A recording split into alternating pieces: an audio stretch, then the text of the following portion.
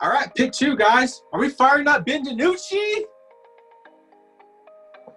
No, like low key. Like I pretty much I called that. As the only person to roster him last week, in the entire I literally rostered him in the entire world. Like, are you gonna fire Ben DiNucci this week? Now would be the time. Like, you called it last week. You were talking about how Ben DiNucci was only a play away. Yeah, I'd say you play him. I play you. If I beat you with Ben DiNucci, you can never come back to the league. You can never come back, bro. That's a one fab investment right there. Ace had Ben DiNucci all lined up the whole time. Pick two, one offense, one defense from the waiver wire. You guys are going to call for week 8. Awesome. We just talked about the Dallas offense, and my first pick two, I decided I wanted to target that offense. My pick two is Derek Barnett. He's had a couple semi-productive games towards the later stretch of this half of the season, but he's a defensive lineman playing against Dallas, and I love that. So I'm firing up Derek Barnett. I was debating between him and Josh Sweat. Josh Sweat had a little bit more production earlier in the season, but his snaps have kind of fallen off. So I said Derek Barnett's going to be on the field longer. That's just longer that he has to hit the quarterback and whoever's in that backfield. Derek Barnett's my pick two, followed up by Nelson Aguilar. I wasn't actually too excited about Nelson Aguilar until I just kind of looked at the waiver wire. And then I thought to myself, I could use Nelson Aguilar this week.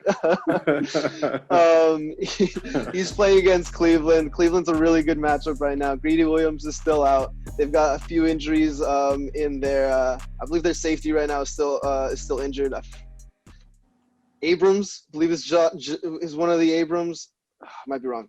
But their safety he's hampered. He's been a little bit injured for the last couple weeks. So they're not fully healthy. And Aguilar has slightly increased target share, but I'm more interested in Derek Carr continuing to have a pretty solid season and Nelson Aguilar finding his way into the end zone one more time.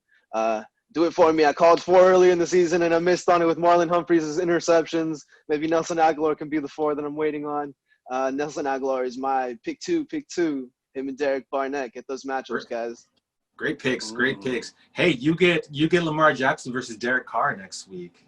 Hey, and the saga continues. On my calendar. That's what's up.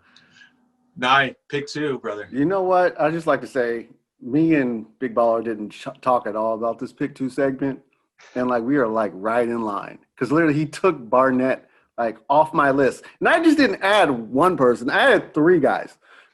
First off, I already talked about Le'Veon Bell. He was going to be one of my pick two candidates. I already mentioned his 6.5 yards per carry. It's a revenge game going up against the Jets. Put him in your lineup this week. I'm putting him in my lineup this week because I expect him to have at least 2 touchdowns. Getting over to the defensive side, of course we are targeting the Dallas Cowboys. Of course. I wasn't going to stop after last week. My pick two is actually a pick 3 because I put down I have Josh Sweat. He has 3 sacks this season, 2 forced fumbles, going up against the Dallas Cowboys and their depleted offensive line. Derek Barnett with his 3.5 sacks, and that defensive line rotation for Philadelphia is going to get after the quarterback. And another guy who kind of goes a little bit under the radar, Nathan Gary. He has no less than 7 tackles in every game played this year. He has played every game for the Philadelphia Eagles this year. He's a guy who's kind of all over the field. I expect all of these guys to have good days and even a sneaky play in Darius Slay.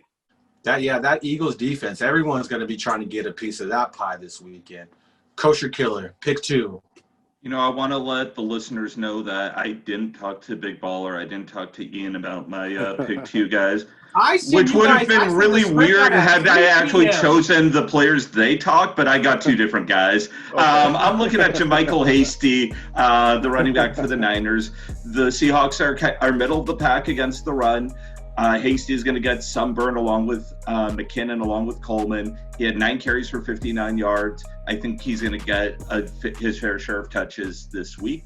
And defensively, I'm looking at Emmanuel Ogbah from the Dolphins. If we're talking consistent production, the man has been a sack machine, getting at least half a sack in each of his last 5 games. Those are my pick 2, guys. Yeah, Miami's defense trending up. Yeah, maybe not this week, but if you can find them on a good matchup going forward, always a good option. 9. Really quick with the changeover to Tua Tagovailoa, you know, it's really going to kind of reset what this passing game looks like. Honestly, like I feel like with the way they're matching up, Jalen Ramsey is going to be on the field. This Rams defense is a very good defense. I think Jakeem Grant is a good play this week.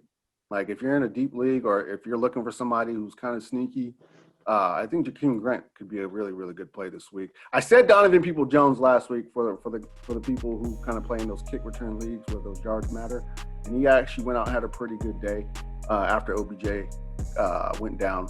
So I'm gonna call Jakeem Grant this week. I think he can have a pretty good day.